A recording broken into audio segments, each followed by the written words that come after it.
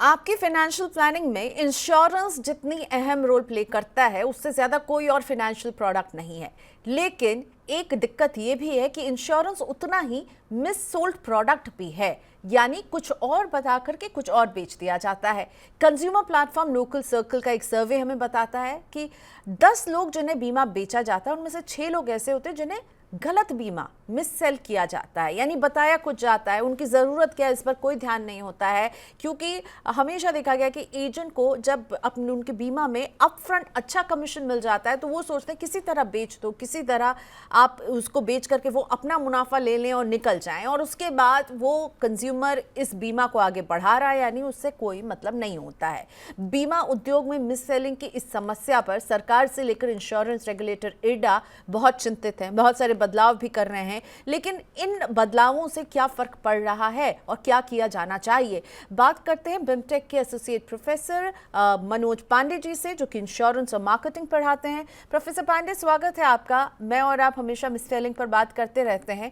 आपको क्या लगता है ये जो मिस सेलिंग की समस्या है, अब इरडा कह रहा है कि कमीशन के स्ट्रक्चर को वो बदलेगा, एक बड़ी पहल हो रही है कि किस तरह से एजेंट्स को कमीशन दिया जाता है, इस बार बोर्ड से अप्रूव लेकर कंपनियां इसे लागू करेंगी। आपको लगता है ये कदम जो है मिस सेलिंग को रोकने में कामयाब हो सकता है? Thank you Priyanka ji. कदम तो अच्छा है, लेकिन हकीकत ये भी है कि पहले भी ऐसे रूल्स रेगुलेशन आए हैं, लेकिन धरातल पर उसका जो इम्प्लीमेंटेशन वाली बात होती है वो नहीं हो पाती। जैसा कि आपको मालूम है कि पहले आईआरडीआई खुद ही कमीशन स्ट्रक्चर को डिफाइन करता था कि किस तरह के लाइफ इंश्योरेंस के किस तरह के प्रोडक्ट में कितना कमीशन होगा। लेकिन ये भी एक सच्चाई है, आप जानती हैं कि उससे ज्यादा कमीशन एजेंट को, इंटरमीडियरी को दिया जाता था, चाहे जिस वे में दिया जाता हो, और वो जीएसटी के एक कंप्लायंस के इशू के रूप में आया। तो उसके बाद आईआरडीआई ने एक्सपेंसेस ऑफ मैनेजमेंट करके एक नया रेगुलेशन लाया, जिसमें उन्होंने ये कहा कि हम आपको डिक्टेट नहीं करेंगे कि आप कितना कमीशन किस प्रोडक्ट में दें, रेदर हम आपके ओवरऑल एक्सपेंस को मॉनिटर करेंगे, जिसमें कि ऑपरेशनल कॉस्ट, लोगों की सैलरी और सारी चीजें थी। एक तरह से आईआरडीए ने फ्री हैंड दिया है अब इंश्योरेंस कंपनियों को कि आप अपनी जरूरत के अनुसार अपने बोर्ड अप्रूव्ड जो रेगुलेशन आप बनाना चाहते हैं बनाइए और इसको लागू कीजिए। कदम अच्छा है, नियत अच्छी है, लेकिन जब हम ग्राउंड पे आते हैं तो मैं खुद अभी तक नहीं सोच पा रहा हूं कि इसका इंप्लीमेंटेशन कैसे होगा। बहुत सारी चीजें आईआरडीए ने लाया है, वो governance based modular regulation, principle based regulation, लेकिन धरातल पे कितना कारगर साबित होगा इसका मुझे डाउट है। रेदर मैं आपसे शेयर करूं कि मैं व्हाट्सएप ग्रुप में 2-3 ग्रुप का मेंबर हूं जिसे इंश्योरेंस प्रोफेशनल, मैंने ये क्वेश्चन डाला था कि क्या ये इंप्रूव करेगा या कुछ नहीं करेगा या स्थिति खराब होगी। आपको जान के आश्चर्य होगा कि मुझे लगभग 45 रिस्पॉन्स मिले, उसमें से किसी भी वर्किंग प्रोफेशनल ने ये नहीं कहा कि ये चीजें इंप्रूव करेंगी। रेदर 41 में से 11 लोगों का ये मत था कि शायद ये और खराबी की तरफ ले जाएगी। क्योंकि रूल बनाना अच्छी चीज है, उसको इम्प्लीमेंट करना और करवाना ये सबसे बड़ा चैलेंजिंग है। और खास करके ये जो मुद्दा बड़ा सेंसिटिव है, वो क्या रहा है प्रियंका जी, Absolutely. कस्टमर के ऊपर कंपनियों का अपना होल्ड खत्म होता जा रहा है। आज इंश्योरेंस ब्रोकर के थ्रू बिजनेस आ रहा है, आज अमेजन पेटीएम के थ्रू बिजनेस आ रहा है, कस्टमर आपका नहीं है, कस्टमर उनका है। तो उस कस्टमर को आपके पास लाने वाला जो इंटरमीडियरी है वो हावी होता जा रहा है, और आने वाले समय में ये कोई घटने वाली बात नहीं और डोमिनेंट ही होगी। तो बिल्कुल। तो जब सर आपको क्या लगता है ये जो है, ये तो मैं समझ गई कि चुनौती इम्प्लीमेंटेशन में है। चुनौती इस बात की कि जो आपके लिए उस ग्राहक को ला रहा है आप उसे नहीं काट सकते, आप उसे नाखुश नहीं कर सकते, वही वो कड़ी है। लेकिन ये बताइए कि ये मिस सेलिंग अब इतनी बड़ी जो समस्या बन गई है, आप इसके पीछे क्या वजह देखते हैं?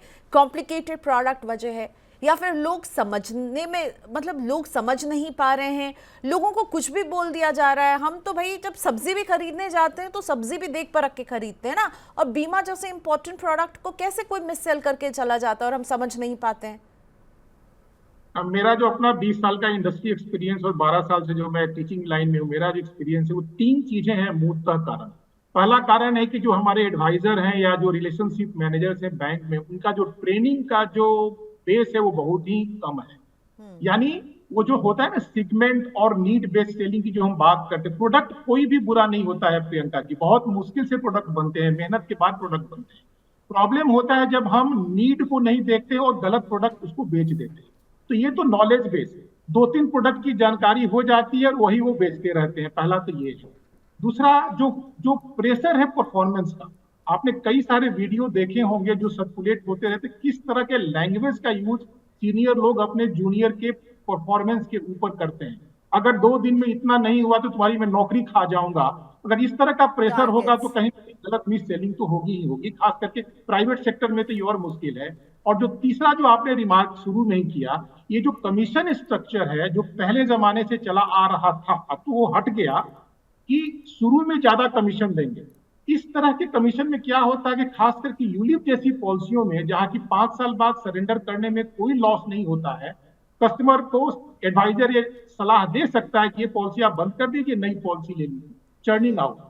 इस मामले में अभी आईसीआईसीआई प्रूडेंशियल लाइफ ने बहुत ही एक अच्छी शुरुआत की है, जिसमें उन्होंने कमीशन स्ट्रक्चर को प्रीमियम से नहीं जोड़ा है, बल्कि कस्टमर के जो फंड वैल्यू है जो कि समय के साथ बढ़ता जाता है उससे लिंक किया है। और कितना कमीशन स्ट्रक्चर है मुझे भी जानकारी नहीं है, लेकिन कंसेप्ट बेसिस पे this is a paradigm shift जिसको बोलते हैं ना, आमूल परिवर्तन वाला एक स्टेप आईसीआईसी प्रूडेंशियल ने लिया है। अगर इस तरह के प्रोडक्ट मार्केट में आएंगे तो कस्टमर का भी भला होगा, एजेंट भी पॉलिसी को बंद करने का सलाह नहीं देगा, क्योंकि उसका भी हित उसी में निहित है कि पॉलिसी लगातार चलती रहे, शायद वो एक असर डाल सकता है। लेकिन देखते हैं क्या हालत है। बिल्कुल, अपफ्रंट प्रीमियम जो है उसको ये आईसीआईसीआई प्रूडेंशियल का ये प्रोडक्ट रोकने की कोशिश कर रहा है, उसको टाइट कर रहा है लंबे समय तक, जैसे जैसे उसकी वैल्यू बढ़ेगी उसके साथ साथ उसको प्रीमियम मिलता रहेगा, which is a very good product. Professor sir आपने ठीक कहा, 3 प्रॉब्लम जो आइडेंटिफाई किए हैं, एक कि लोग बिना समझे प्रोडक्ट को, नीड समझते नहीं है कंज्यूमर की, उसे बेच देते हैं। दूसरा बहुत ज़रूरी जो मिस सेलिंग की जड़ है, जो मैं अग्री करती हूँ कि टारगेट्स इन एजेंट्स को, इन ब्रोकर्स को, बैंक इंश्योरेंस के जरिए बेचने वाले बैंक मैनेजर को टारगेट्स इतने डॉन्टिंग दे दिए जाते हैं कि भाई बेचो किसी तरह से। ये मुझे लगता है सबसे बड़ी समस्या है, and upfront commission. Thank you so much professor Pandey, इसके सोल्यूशन पर फिर हम कभी बात करेंगे, पर शुक्रिया आज इस बातचीत में जुड़ने के लिए। नमस्ते सर।